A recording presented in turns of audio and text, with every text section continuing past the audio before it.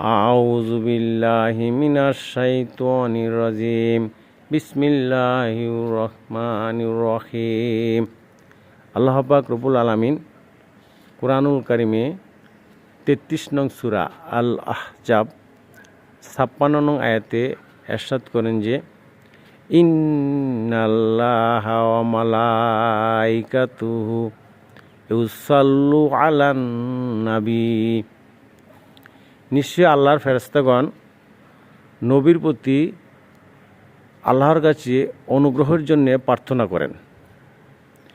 ইয়া আইয়ুহাল্লাযীনা আমানু সাল্লু আলাইহি ওয়া সাল্লিমু তাসলিমা, হে ঈমানদারগণ, তোমরাও নবীর প্রতি আল্লাহর কাছে অনুগ্রহের জন্য প্রার্থনা করো আর নবীর প্রতি সালাম প্রদান করো খুব সম্মানের সাথে।